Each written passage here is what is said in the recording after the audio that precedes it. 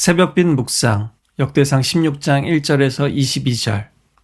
오늘 말씀은 언약궤가 예루살렘으로 옮겨지던 기쁜 순간을 기록합니다. 제사와 예배, 그리고 감사가 넘치고 무엇보다 하나님의 위대하심을 선포합니다. 다윗은 단지 궤를 옮긴 것이 아니라 무너졌던 예배를 다시 세우고 흩어진 백성을 하나로 모으며 언약을 기억하고 되새깁니다. 그는 그 중심에 찬양을 놓았고 이스라엘의 노래를 회복시켰습니다. 언약궤가 장막에 안치되자 다윗은 번제와 화목제를 드립니다.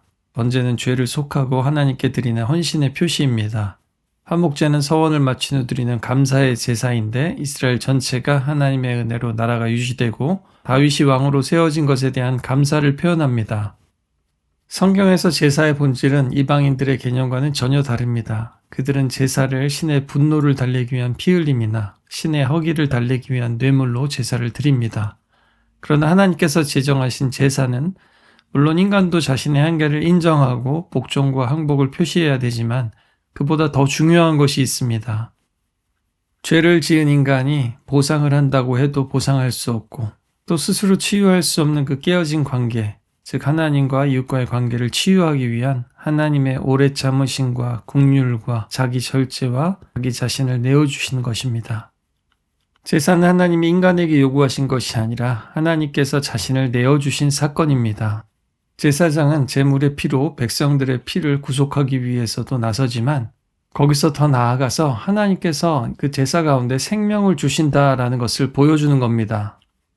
하나님은 제사를 통해서 단지 통제당하는 존재가 아니라 우리를 죄사함으로 초대하시는 분이십니다.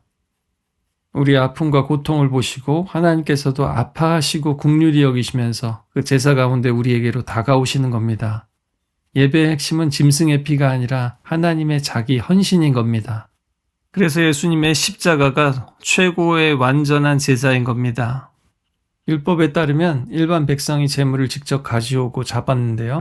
제사장이 그 피와 부속물을 제단에 놓을 수 있었습니다. 오늘 다윗은 아론의 자손이 아님에도 제사장 옷을 입고 제사를 주도합니다. 이는 그가 모세 언약이 아닌 아브라함의 언약 아래에서 어떤 지파나 족파에 속하지 않은 멜기세덱의 반차를 따라서 제사장과 같은 왕으로서 서 있음을 보여줍니다. 다윗은 제사를 마치고 백성에게 여호와의 이름으로 축복하면서 떡과 고기와 건포도 과자를 나눠줍니다. 이것은 단순한 의례가 아니라 공동체적인 축하이고 열매 맺는 축복의 상징이고 함께 기뻐하며 삶의 자리, 삶의 예배로 돌아가는 공동 예배의 매듭입니다. 모세, 여호수아, 솔로몬도 제사장이 아닌 자로서 백성을 축복한 전례가 있습니다. 이것은 또한 출애굽기 24장에 나오는 언약을 새롭게 맺는 그 언약 갱신의 예식을 떠올리게 합니다. 하나님이 이스라엘의 왕이시고 그들을 구원하셨고 통치하시며 이스라엘은 그 하나님께 충성하겠다는 공적인 약속입니다. 예배는 이렇게 개인적인 거나 사적인 일이 아니라 교회가 공동체로서 하나님께 영광을 돌리는 공동의 축제입니다. 다윗은 아삽과 음악가들을 세우고 찬양을 조직합니다. 여기 이 찬양은 시편에도 고스란히 담겨 있습니다. 감사와 기억, 찬양과 선포의 구조로 이루어져 있습니다. 8절부터 22절까지는 하나님의 기이한 행적과 하나님의 언약과 공의로운 그 판단, 또 연약한 백성을 지키시는 신실하심을 노래하고 있습니다.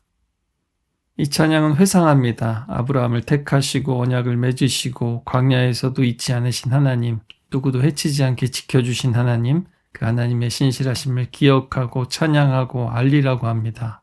또한 하나님의 은혜를 찬양합니다. 그들이 다른 민족보다 수도 적고 보잘것없었음에도 불구하고 그들을 선택하셨고 들어 사용하셨습니다. 하나님은 이스라엘의 어떤 조건 때문이 아니라 그저 이스라엘을 선택하셨기에 이스라엘을 사랑하셨기에 사랑하십니다. 저와 여러분도 마찬가지입니다. 하나님이 사랑하시니까 사랑하십니다.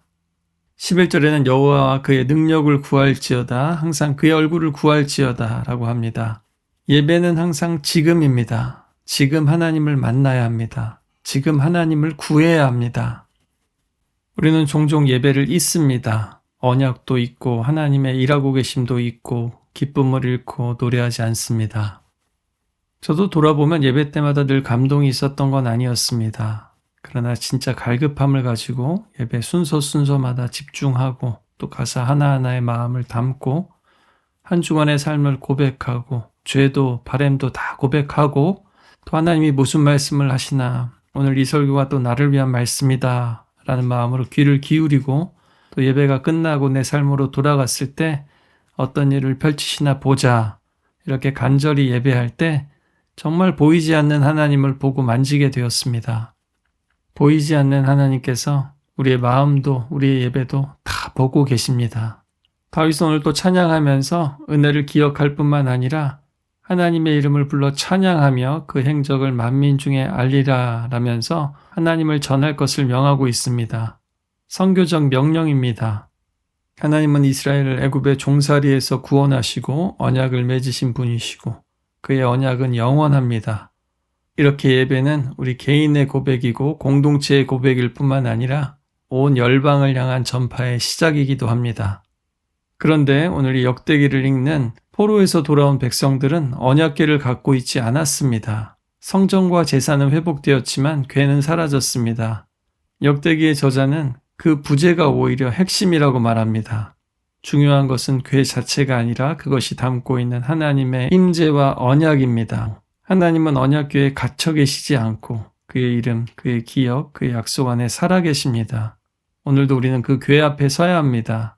다시 말씀을 중심에, 찬양을 중심에, 하나님을 우리 중심에 둘 때 무너졌던 예배가 회복되고 잊혀졌던 감사의 노래가 울려 퍼지며 공동체는 다시 살아납니다. 이제 하나님이 우리와 함께 하시는 것의 상징은 언약궤가 아니라 바로 임마누엘 우리 예수님이십니다. 예수님은 그 실체십니다. 예수님은 자기 생명을 주신 대제사장이시며 그 말씀이 그 언약이 육신이 되어서 오신 분이십니다. 주님은 다윗의 예배를 완성하셨고 찬양과 제사의 중심이 되셨습니다. 열방 가운데 우리 주 예수님의 이름이 전파되고 있습니다. 우리 교회 공동체의 예배로부터 시작해서 각자의 삶의 자리에서 살아계신 주님을 늘 경험하며 예배하며 찬송하며 죄가 용서받고 또 죄가 끊어지며 영원히 변치 않는 주님의 약속 안에서 살아가는 우리 모두가 되기를 주님의 이름으로 기도합니다.